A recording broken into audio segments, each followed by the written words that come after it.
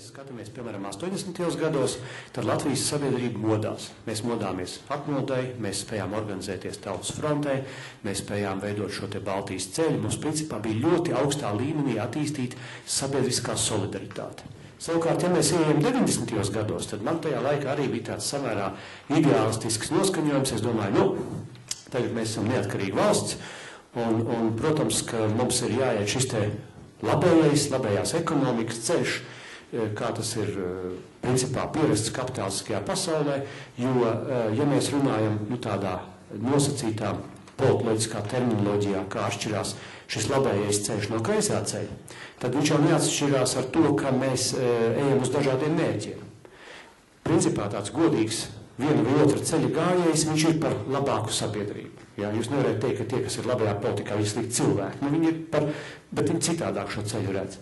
Es savā naivajā prātā 90. gados, domāju, līdzīgi kā varbūt daudz citi, uzskatīju, ka kā mēs varēsim sākt kaut ko pārdalīt, ja mums nevienam nekā nav.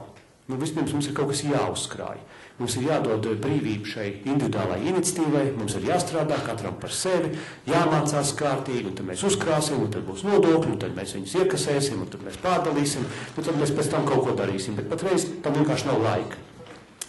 Tā mana rūgtā dzīves pieredze droši vien līdzīga arī visiem citiem, jo mēs redzējām, ka bija virkni cilvēki, kas šos līdzekļus uzkrāja, un mums nevajag visu tās vienā maisā, jo, protams, neatkarīgā, brīvā ekonomiskā sistēmā, politiskā sistēmā, ir cilvēki, kas lietas dara godīgi, un patiesībā mums ir godīgi cilvēki Latvijā vairāk nekā negodīgi. Ticiet man, jūs droši vien negribēt ticēt, bet es domāju, ka tas tā ir.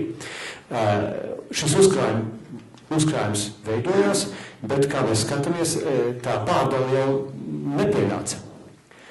Tad, kad cilvēkam bija viens Porsche, viņš nopirka otru Porsche, bija viens Mercedes, nopirka otru Mercedes, bet tā dalīšana kaut kā viņa aizkavējās. Un pie labējā ceļa, pie, teiksim, iešanas par šo izteikti brīvības ceļu, es domāju, mēs nonācām līdz situācijai, kur mēs nevaram neko citu darīt, kā aicināt valsti tomēr iejaukties nedaudz. Ja, šajos te pārdales procesos. Un te mēs nonākam līdz labklājības valsts idejai un līdz vairāk sociālai valstī.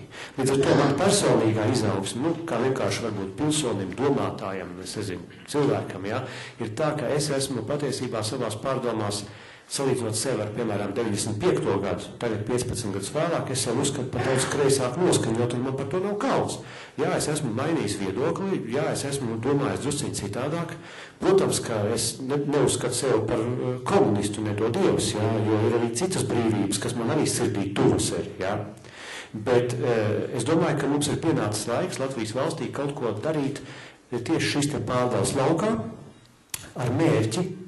Es esmu vairāk kā to agrāk arī paudzis, nostiprināt vidusšķiru, bet pirmām kārtām nepieļaut šo te cilvēka degradēšanos, nepieļaut šīs te morālās vērtības krišanu, jo patiesībā mēs neesam vienlīdzīgi cilvēki patreiz šajā valstī visos aspektos tieši lielā mērā pateicoties sociālajai nevienlīdzībai. Un tā ir lielākā problēma. Es domāju, ka tie 90. gadi ir padarījuši mūsu sabiedrību nevis varbūt par individualistiski uzņēmīgāku, bet viņi ir padarījusi mūs par egoistiskāku sabiedrību. Mums, principā, ir bars ar egoistiem, kas katrs domā par sevi un nav spējīgs solidarizēties.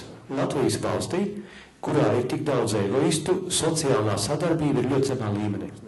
Līdz ar to mēs esam spēruši savā ziņā soli atpakaļ, salīdzinot ar 80. gadiem, jo 80. gados mums bija, teiksim tā, horizontālā solidaritāte spēcīgā līmenī, un vertikālā solidaritāte nebija pavisam, jo tas bija gods būt opozīcijā valstī. Tad patreiz mēs esam saglabājuši šo te padomisko izpratni, ka mums ir gods būt opozīcijā valstī, lai arī mēs esam kaut kā aizmirsuši, ka tā ir mūsu valsts, ja? Kaut kā tie politiķi, tur Pabriks, tur, nezinu, Dombrovskis, Tokenbergs un vispār, ja viņi, jā, Leņš tagad ir pēkšņi vairs nav mūsējais, ja? Jo viņi tagad ir tur, un mēs te tā sabiedrība esam šeit, ja? Bet tā situācija nav tik vienkārši, jo nav uzticība tātad no augšas uz apakšu vai otrādā, bet arī savstarpējā uzticība starp cilvēkiem jau nav. Jūs vai mēs jau viens otram neusticamies. Mēs nevaram paļauties, ka tad, kad kāds pakratīs, teiksim, uz slidenes ielas, mums kāds pienāks klāt un piepacels mūs, pārnestā nozīmē. Nav mums tādas situācijas.